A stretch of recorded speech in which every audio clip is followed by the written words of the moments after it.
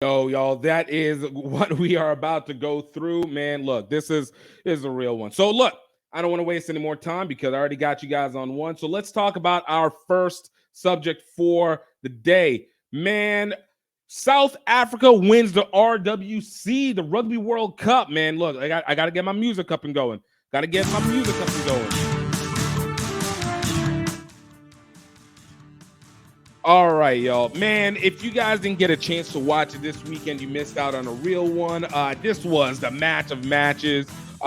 South Africa finally able to get a second one, get it over the top. And what I mean by over the top, I mean they were able to finally win the leaders of the Rugby World Cup all-time championship lead with four, officially beating the All Blacks 12-11 in an absolute nail biter. This was a hard pressed game the entire bloody way. I mean, if you want to talk about hard nosed, strong bully ball, this was the game to be able to go watch. Now, there was a lot that went into the setup for it, especially when it came to early stages of what people's perceptions were on the bench setup for South Africa, which was the 7-1 bench. And I had to go online and actually show my foreignness when it comes to rugby. Only in this instance. This was because I didn't fully understand what that meant. But 7-1 meaning seven forwards in reserve with one back in reserve. And that meant no reserves for the scrum half, no reserves for the fly half. So the people who distribute out the ball the most were absolutely going to be forced to have to play. And it was even more so because if Bob de Klerk for South Africa, who was the scrum half, had gotten hurt, it would have been Cheslin Colby, who was the dope-ass winger on the side. He would have had to move into scrum half. So everybody's just on it, just the absolute risk in play and everything. I mean, dude, you got to listen to some of these stories that people were trying to throw out.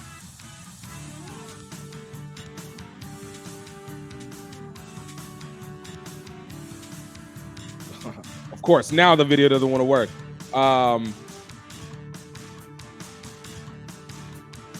Second.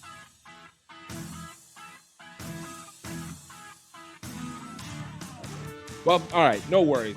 But it was incredible the amount of people who were just so against it, whether they were calling it lack of the spirit of rugby and the moral ethics of doing a 7-1 split or the insanity that goes into it. But you know what they say?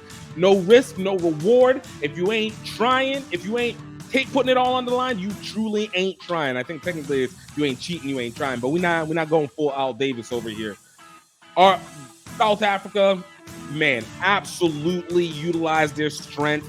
Obviously, you know, there's a lot of conversation in terms also in the way that the game was played.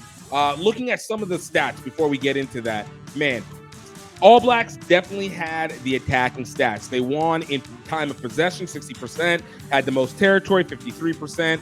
Balls played, it was almost double the amount that South Africa had. Number of carries, almost double the amount South Africa had. Broken tackles, literally almost 2.5 times the amount that South Africa had. 36 broken tackles versus South Africa 13. Line breaks 7 versus 3. Total passes 215 to 83. Offloads, All Blacks actually had less offloads. They had 4, South Africa 7. And then you had bad passes, which was 15 to 4. New Zealand. I mean, if you're passing more, you're going to have more bad passes. I mean, that's kind of the way that it goes. And then, of course, Rucks and Mauls. That was favored to New Zealand 5-1. And again, you know, New Zealand really did have a great offensive plan because they're a spread rugby team that knows what exactly they're trying to do. They're trying to wear you out on the edges, and they really, really went for it. But this is where the difference always makes a plea. The best offense versus the best defense. And I said South Africa has one of the best defense. Mind you, don't get me wrong. I thought that New Zealand was going to get this based off the mental game. It was a 1.5 point scored a difference in terms of the betting line. I thought New Zealand was going to actually take this one. And no, I mean, give it to South Africa. Look, from defense, dominant tackles 12-8, turnover tackles 3-1 in South Africa's favor. Tackles made 209-93 with, what was it, 28 made by one person, the MVP. Tackles missed, obviously 36-13. Again, you're going to have more missed tackles if you're making more tackles. But 209 tackles made versus 93 for New Zealand. Turnovers conceded, that's 15-10. That means that New Zealand turned the ball over 15 times versus South Africa's 10. Number of penalties, South Africa had 10. New Zealand had 5. Again, South Africa was playing a much rougher game. And it just, where it mattered and where they played to their strength played into how the forwards went. You know, you're going to go heavier and harder whenever the fact that you have the guys to back it up and make the hits. And of course, we all know South Africa lost their hooker at the beginning, but they're ready to go, you know. And that was one that I was like, I love me some strong smash mouth gaming. Like, it's one of my favorite things that come with either football or rugby. Like, if you're playing a smash mouth game, I'm not necessarily going to be depending on the high score. And look, doesn't mean that you can't have a high score in smash mouth, but you typically, nor that you have good defense and a low scoring game. But in this one, it was low scoring, but it was tough. Straight South African bully ball. Them Boks were doing what they do. Now, I know the biggest controversy about this came in the 52nd minute. Not even the 50. It was like the 22nd minute. Whenever Sam Cane got the proverbial red card. Now, for me, this is where the one part that really upset me. All right, and I think most of you probably had the same feeling. Like, this is the part that really like irked my soul to its fullest extent. And that was the time it took to be able to award the yellow or red card to Sam Cane. Now, the issue was Sam Cane made a head hit against South Africa's player. I forgot, I think it was Pollard, he hit him in the head, hit it with the forearm. And, again, for the sake of the safety of the game, he was definitely carded, which I think was completely justified. Wayne Barnes was the referee for this game, absolutely justified in the actions in terms of carding it. But this is where my problem is. It was the time that they took from whenever he was carded down to whenever they actually awarded the red card. So initially it was yellow card under decision. And I'm going to get into TMO, but the trash thing is you had a whole 5 minutes of game that actually ended up playing. So it wasn't like in normal replays in the US where ref has their time, you take your time, whatever it is, whatever that decision is made, as soon as that ref's time is done, that's the decision that's made. Refs get to see what's going on. Audience sees it up on the screen. Everybody gets to know what exactly is being shown, yada, yada, yada, yada. And then you go. This one, I think is the pinnacle highlight of why TMO is absolutely trash. And I know we're going to be talking about Rugby World Cup, and I'm going to go into TMO's trashness after I finish up with this result. All right.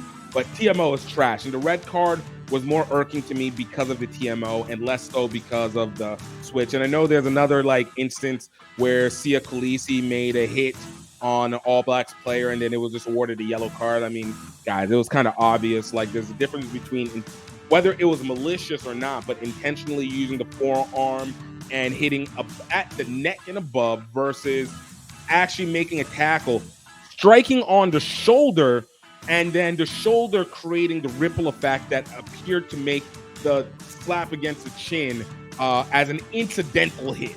It was an incidental hit. So, I mean, I can understand why that was a yellow card versus the All Blacks one. Like, it's not, I mean, it's nuanced. Like, it's a big difference. Again, the red card didn't bother me. It was the time that it took to get to that red card. It should never have been a wait to decision in the booth. And the last thing about this Rugby World Cup I want to talk about, because, I mean, honestly, I think we've talked about it. It's been talked to death. We know everything that's gone on, the controversies, but more importantly, South Africa, getting it back-to-back 2019, 2023. One of the hardest pathways going into the Rugby World Cup, from the quarterfinals, playing against number two overall France, going up against England, a tough England team, to ultimately get in against New Zealand, to be able to get that, which almost reflected similar to what happened 28 years ago, which adds to the storyline. South Africa, having its turmoils with diversity issues within the country, governmental issues, corruption, once again, economic issues and all that. Like, it's almost word for word, outside of the fact that apartheid didn't happen just like a year and a half prior, like it did in 1995. It didn't just end a year and a half prior in 1995, but a lot of issues are still similar to what it was today. And to be able to have the same result is definitely impressive. And that doesn't even take away from New Zealand. New Zealand played a hell of a game. They had a path where they completely cleared out everybody. Obviously, starting off with the loss against France, and then from France on, it was just clearing people. Italy, nah. Portugal, nah. Georgia, nah. Like, ain't nobody worried. Georgia was, but and then getting into the quarterfinals, demolishing Ireland, almost a vengeance for that. I know it's so long ago, but I'm gonna say vengeance for that 2016 beating in Chicago Stadium.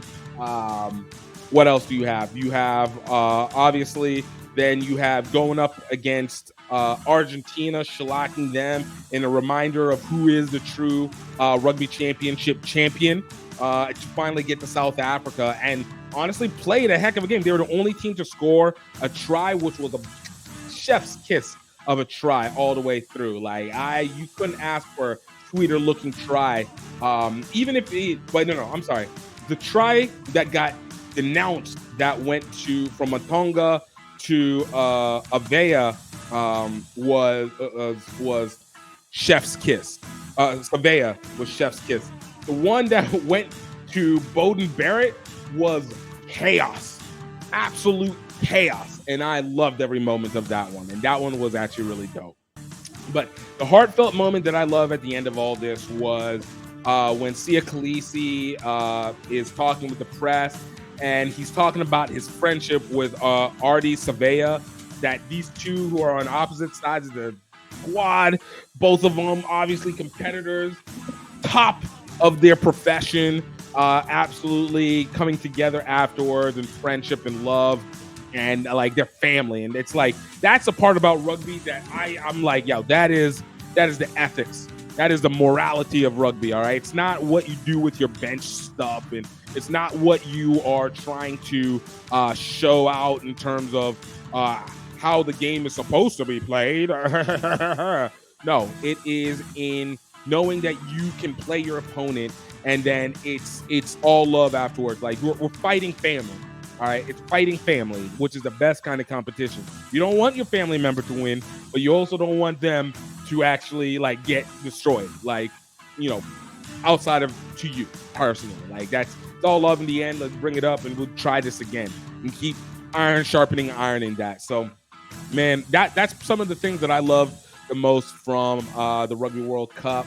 And let me know what you guys think. Of course, if you're catching this on the live, definitely comment in. We're gonna get our time settled out. Like, right now, I think we're about 8 o'clock Eastern time, which is much later than I would have liked.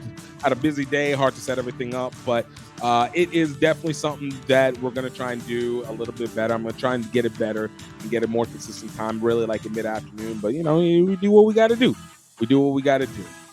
So let me know otherwise. Let me know what you think in the comments. Let me know what you think within whether on Instagram, whether on the YouTube comments, or hit us up on any of the DMs. I'm easy to access. Ain't no thing. Fast forward,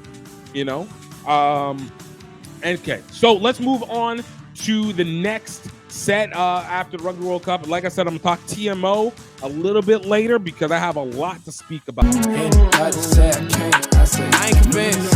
Ride around in the city, like a 10.